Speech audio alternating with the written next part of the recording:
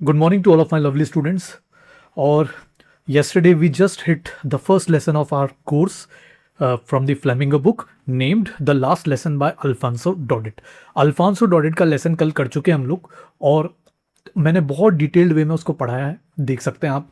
और now today we are marching towards the question answer session. आज हम बढ़ रहे हैं, किस तरफ बढ़ रहे हैं हम? क्वेश्चन आंसर सेशन की तरफ हम लोग बढ़ रहे हैं. ठीक है. सो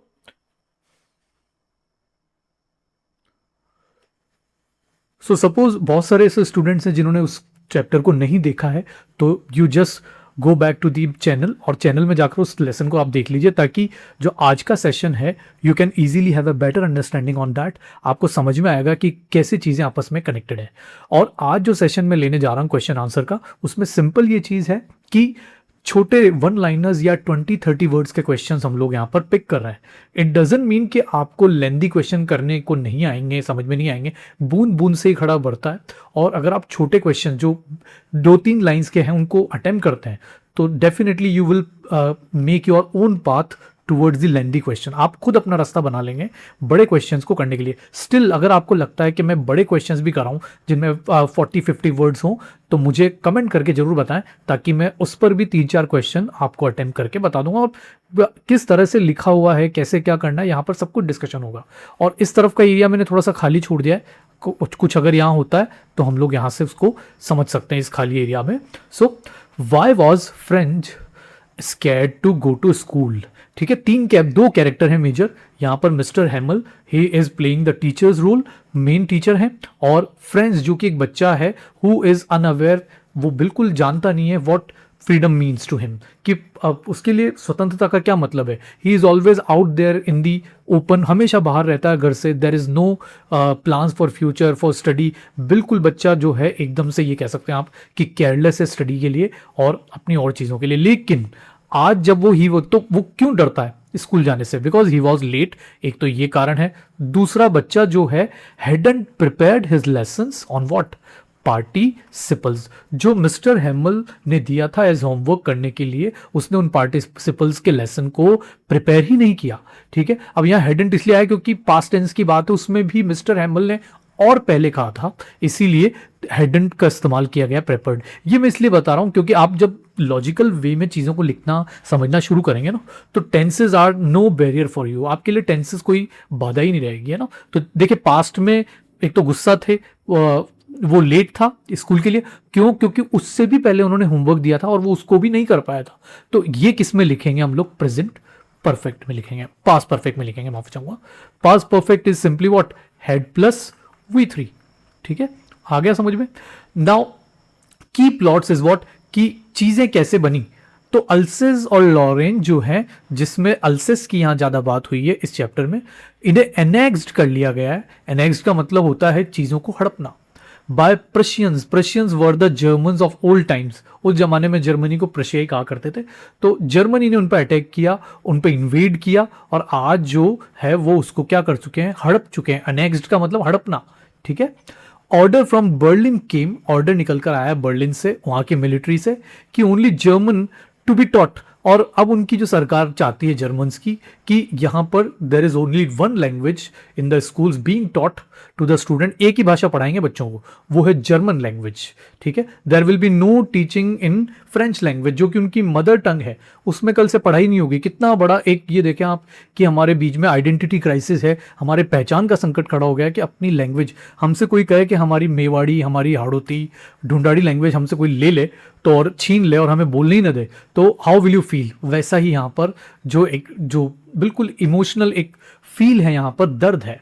और मिस्टर हेमल इस ऑर्डर के बाद आज जब क्लास लेने आते हैं तो उनकी तरफ से कोई बच्चों को हार्ड पनिशमेंट नहीं दिया जाता, यहाँ तक कि फ्रेंच को भी नहीं दिया जाता है. और सबके लिए जो है अच्छे अच्छे वर्ड्स कहे जाते हैं. कंट्री की बेटर फ्यूचर के लिए बात होती है. गांव के बड़े बुजुर्ग भी आए हुए हैं, वो भी चाहते हैं कि अब देश जो है आगे जब अब इस तरह की बाधाओं में आ गया है तो कैसे उसको निकाला जाए. तो लैंग्वेज को बचाए रखना है, आइडेंटिटी को बचाए रखना है. ठीक है.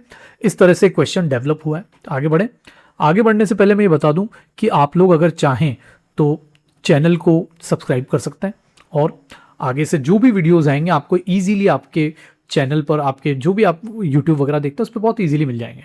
तो what unusual things did friends notice, क्या चीज़ें थी जो अनयूजुअल थी। देखो as usual the school is like कि वहाँ बच्चों की फाइटिंग होती रहती थी, देर इज़ नो प्रॉपर, ये कह सकते हैं कि अटेंशन दिया जाता था पढ़ाई को, बच्चे लड़ रहे हैं, झगड़ रहे हैं, हूटिंग हो रही है। But today unusual is what, हटकर क्या है कि school is as quiet as Sunday morning. School मानो बिल्कुल क्या है, संडे मॉर्निंग की तरह क्या है, एकदम शांत है, एकदम ऐसा लग रहा है कि हॉलीडे आज, क्योंकि हॉलीडे भी शांति रहती। But there are students, there are teachers, staff, सब कुछ है, सब शांत हैं, गांव के बड़े बुजुर्ग भी हैं, सब शांति से बैठे हुए हैं। विलेजर्स, तो that is the unusual thing for French. Villagers on back benches, पीछे मेयर बैठे हुए हैं, ठीक है, और इसके अलावा जो है हॉजर बैठे हुए हैं, गांव के बड़े जो सम्माननीय व्यक्ति वो बैठे हुए हैं, और भी कई लोग बैठे हुए हैं। और mister Hamel in special dress is attending the today's school and today's lecture. आज वो जो लेक्चर ले रहे हैं तो अपनी खास ड्रेस जो कि उनके कोई सेलिब्रेशन के टाइम पे पहनते हैं, लेकिन आज चूंकि फ्रेंच लैंग्वेज पढ़ाने का भी अंतिम दिन है, आज भी उनके पास है लैंग्वेज, तो ये भी कोई सेलिब्रेशन के दिन से कम दिन नहीं। क्लियर है?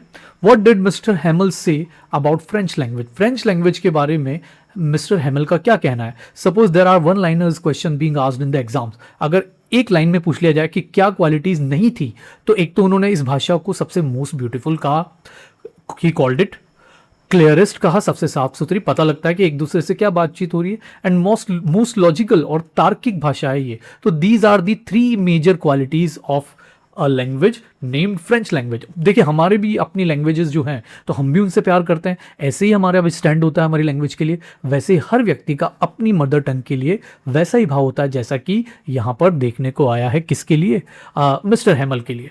चाहे मिस्टर हेमल हो, फ्रेंड्स हो, या गांव के अदर जो विलेजेस हैं, बच्चे हैं दूसरे, सबके लिए वही बात है अपनी लैंग्वेज के लिए, ठीक है। इन द वर्ल्ड, इस संसार की लॉजिकल लैंग्वेज माना गया है फ्रेंच लैंग्वेज को, therefore we must guard it, ठीक है। तो आप इसे वहां जब लिखें तो इसी तरह से आप उसको हाईलाइटेड फॉर्म में लिखेंगे तो देयर विल बी, ये मान सकते हैं, a river of marks flowing, क्या बह रही होगी, नदी बह जाएगी किसकी, मार्क्स की, जब इस तरह से अट्रैक्टिव वे में लिखेंगे।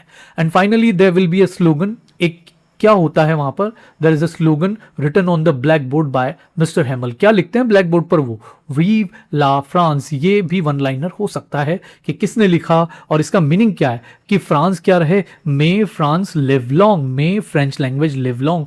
ये देश की भाषा, देश के लोग क्या हैं, जीते रहें, अमर रहें। Is it clear to everyone? ठीक है, चलें आगे। देखिए now the second page is coming. Second page में हमें पढ़ना है कि what was the French final reaction to his native language during the copy book session. अब देखिए आपको याद ही होगा कि जब लास्ट में वो लोग एक दूसरे को सेंड ऑफ कहने वाले हैं और स्कूल में, but from tomorrow there will be total German language. तो आज जब विदाई का टाइम है तो कॉपी बुक सेशन जब बच्चों का कराया जाता है, उनको स्लोगन लिखवाए जाते हैं, देश के लिए देशभक्ति की बातें लिखवाई जाती, तो उस समय फ्रेंच का फाइनल रिएक्शन क्या था, वो क्या सोच रहा था अपनी भाषा, अपनी कंट्री के लिए। He saw small flags everywhere. उसे ऐसा लग रहा था मानो चारों तरफ क्या हैं, स्मॉल फ्लैग्स लटके हुए हैं, छोटे छोटे छोटे झंडे लटके हुए हैं, फ्लैग्स लटके हुए हैं, of the on which the countries name is what, France. France का नाम लिखा हुआ उन झंडों पर, ठीक है। हमें भी जैसे अपने तिरंगा चारों तरफ दिखता है, नजर आता है, खुशी होती है देश के लिए, वही वहां पर सेंस है, वही वहां पर इमोशंस ओवरफ्लो है। Like little banners in the wind, और ये ऐसा लग रहा है मानो हवा में घुल गई है ये स्वतंत्रता, ये लैंग्वेज। तो language is not a part of mouth और टंग और आर्टिकुलेटरी, कोई बात नहीं कि दिल सिर्फ मुंह से ही बोली जाती। ये हमारा लिटिल बैनर्स जो है हमारी सांस में, हमारी हवा में, हमारे इमोशंस में घुलता है ये। एवरीवन, इसका मीनिंग ये है कि हर बच्चा आज जो है एब्जॉर्ब्ड है, गुम हो चुका है इन राइटिंग। ये राइटिंग क्यों की जा रही है? क्योंकि today is the last day of any German lesson, माफी चाहूंगा, एनी फ्रेंच लेसन। तो इसीलिए emotional sending of, emotional farewell दिया जा रहा है अपने लिटिल बैनर्स के जरिए। कहाँ पर? क्लासरूम में। इजी है सबके लिए, ठीक है। तो बहुत इजीली अगर आप इनको 3-4 बार भी अपनी आंखों से निकाल लेते हैं तो मतलब you have to send a cursory look on that. आप सिर्फ सरसरी निगाह से अपने आप को देख लीजिए, उस तरफ नजर डाल लीजिए एग्जाम जो ये नोट्स हैं, तो आपको there is no need for the other sources आपको कुछ और करने की जरूरत नहीं है। Now the next question is what happened when the clock struck 12। 12 जैसे ही बजती है तो देखिए most of the questions are in the past. Struck किसकी फॉर्म है? स्ट्राइक की। ये ध्यान रहे कि चूंकि स्टोरी लाइन है, स्टोरीज, तो stories are part of past में लिखी जाती हैं। तो प्रश्न हर जगह इसको फॉलो किया गया पास्ट के रूल को। कहीं पास्ट कंटिन्यूस है, कहीं पास्ट परफेक्ट है, मैंने आपको शुरुआत में ही बताया था। तो प्रशियन ट्रम्पेट जो है, ट्रम्पेट एक तरह से जो फॉर दी विनर साइड जो है वो बजाती है और बताती है कि भाई हम लोग विनर्स हैं। एक इंस्ट्रूमेंट होता है, वो साउंड वो बजता है आउटसाइड, बाहर बजता है। ये देखिए इस तरह का जो व्यक्ति बजाता हुआ आता है। और मिस्टर हैमल स्टूड अप, ये सुनकर मिस्टर हैमल स्टूड अप, खड़े होते हैं। पास्ट टेंस आ गया, स्टैंड की सेकंड फॉर्म। पेल, और आज उनके चेहरे पर मानो मौत है, एकदम मनुष्य छाई हुई है। There is no positive signs on his face, चेहरे पर कुछ भी नहीं है, कोई भाव नहीं है, एकदम ब्लैंक है चेहरा। तो इमोशनली ओवरवेल्म्ड, लेकिन अंदर से वो दिल, वो हार्ट तड़प रहा है, मतलब इमोशंस बह रहे हैं अंदर, दे आर फ्लडिंग। सो इस तरह की जो है यहां पर इमोशंस को बताया गया है।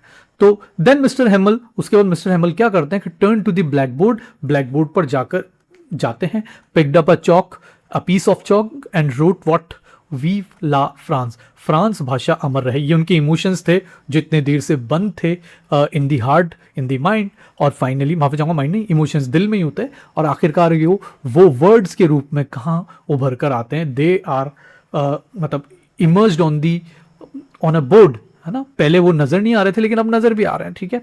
वो दिलों में थे, अब बोर्ड पर हैं। तो he leaves us his language, वो हमारे साथ जाते वक्त हमारी सिर्फ भाषा हमें छोड़ गया है, ठीक है। तो भाषा, अगर कोई चीज आपको एंड में सौंप कर जा रहा है, तो वैसे भी लैंग्वेज को यहाँ पर की बताया गया है। की मतलब चाबी। अगर आपको बंदी बना, suppose you are a slave of someone, आप किसी के गुलाम हैं, तो बंदी से बचने के लिए आपको ये जो अरेस्ट हुए हैं, आपको अपने ही घर में बांध दिया है, अपने ही देश में बांध दिया है, there is no freedom for you. तो उस केस में आपको जो है लैंग्वेज ही बचा पाएगी आपको, ठीक है। इजी है, आगे बढ़े, ठीक है। बहुत सिंपल क्वेश्चन आंसर सेशन है ये। अगर आप चाहें ना तो बहुत आसानी से इनको करना चाहते हो तो यहां से कर सकते हैं। और एक मैं आपको एंड में बताऊंगा वो चीज़, वो क्या कहना चाह रहा था मैं। आप चाहें तो मैं अभी बता देता हूं, क्योंकि बहुत से बच्चे शायद एंड तक ना देखें। तो मैं आपको एक पीडीएफ, यही पीडीएफ जो मैं पढ़ा रहा हूं, इसी को मैं पिन कर दूंगा। कहां पर? जब वो आपको नीचे डिस्क्रिप्शन में मिल जाएगी, या तो कमेंट में मिल जाएगी या डिस्क्रिप्शन में मिल जाएगी। You just have to move below, नीचे जाना है आपको और वहां जाकर चेक कर लेना एक बार, और पीडीएफ की फॉर्म में पूरा आपको पेज मिल जाएगा ये, ठीक है। अगला question, how does French attitude towards school and language change during the lesson. अब देखो, पहले एटीट्यूड क्या था फॉर द स्टडीज? लैक्स, है ना, केयरलेस, ठीक है, इमेच्योरिटी थी, किसी भी चीज पे ध्यान नहीं देना है, देश, कंट्री, खुद पर, खुद के पेरेंट, कुछ नहीं करना है, किसी चीज पर कोई ध्यान नहीं है। लेकिन अब जब ये ऑर्डर बर्लिन से आया है, and they will be under the clutches of Germans, और वो किसकी बेड़ियों में बंध जाएंगे? जर्मन्स की बेड़ियों में। देखिए क्लच, मैंने क्लचेस बोला, एक नया वर्ड। क्लच का मतलब होता है बेड़ियां, TCH, क्लचेस, ठीक है। तो to he moves from apathy. अब अपैथी का मतलब होता है कि नेग्लिजेंस, नेग्लेक्ट, आप बरसों से चीजों को ध्यान ही नहीं दे रहे हैं, देख ही नहीं रहे हैं। एंड फियर ऑफ पार्टिसिपल्स, और आज जो आपका अभी तक जो डर था पार्टिसिपल्स का, वो जो है अब किस में बदल जाता है? सबसे पहले तो लैंग्वेज छोड़ने का, अपनी आइडेंटिटी छोड़ने का, अपनी कंट्री को एनेक्स्ड होते देखने का अंदर रिग्रेट है। रिग्रेट माने अंदर ही पश्चाताप है, डर, तकलीफ है कि शायद ऐसा न होता, या हमारे बड़े बुजुर्ग भी कुछ एफर्ट करते, और आज हम भी अगर ऐसे ही रहेंगे तो we will be in the clutches forever, हम लोग हमेशा बंधे रहेंगे किसमें? इस तरह की चीजों में, ठीक है। उसके बाद later, first school is drudgery, burdensome, patriotism, और अब किसकी भावना उसके अंदर आ जाती है? पैट्रियोटिज्म की भावना आ जाती है, देशभक्ति जाग जाती है, ब्लड खोल जाता है, ये सब चीजें। लेकिन he can not do anything without what? Studies, without thinking. आप सोचेंगे, प्लान बनाएंगे, पढ़ाई लिखाई करेंगे, तभी तो आगे कोई चीज आपको फलीभूत होती नजर आएगी, ठीक है। फर्स्ट लेटर, फर्स्ट, पहले उसका इंप्रेशन स्कूल के लिए क्या था? ड्रजरी, ड्रजरी का मतलब बेकार है, स्कूल लाइफ बिल्कुल बेकार है, there is no interest in that, there is no, ये कह सकते हैं कि कोई अट्रैक्शन ही नहीं है। बर्डनसम, ठीक है, बैग्स हो गए, बुक्स हो गई, और ऐसी चीजें जो इंटरेस्ट ही नहीं रखती हैं। लेकिन उन इंटरेस्टिंग चीजों आपके बीच में लैंग्वेज तो इंटरेस्ट रखती है। अगर लैंग्वेज ही छीन लेंगे हम लोग, suppose someone is snatching your language from your life, तो what will be your life? कुछ भी नहीं। आपका देश, अगर देश की भाषा ही छीन ली तो आपने आत्मा छीन ली, शरीर रह गया अब मुर्दा।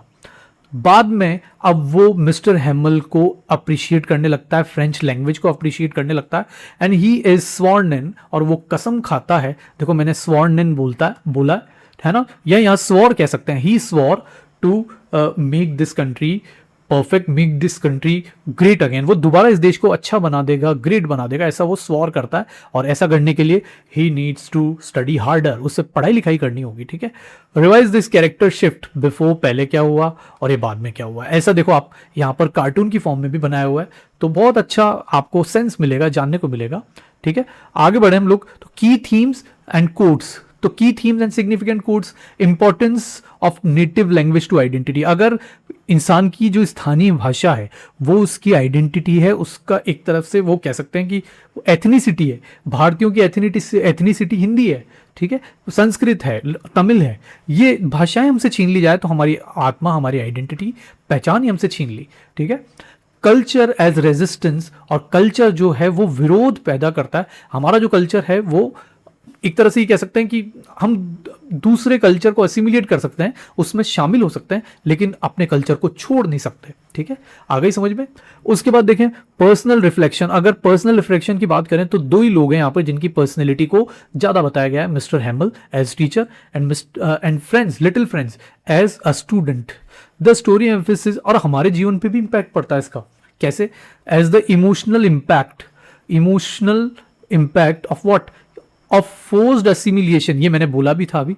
असिमिलिएशन का मतलब होता है जानबूझकर, फोर्स्ड का मतलब होता है जानबूझकर और ताकत के जरिए असिमिलिएट, किसी चीज में मिलवाना, ठीक है।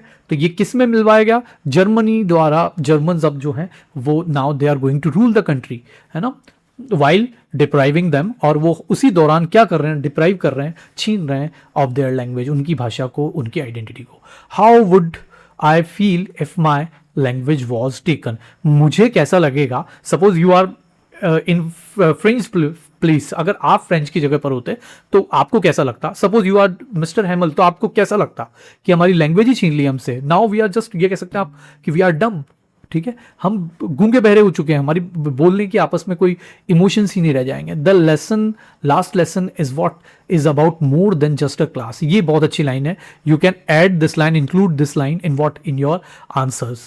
तो our language is the key to our freedom. अगर देश को बचाना है तो आपको क्या करना पड़ेगा? अपनी लैंग्वेज, अपनी भाषा, अपनी संस्कृति, कल्चर, हर चीज पर क्या करना पड़ेगा?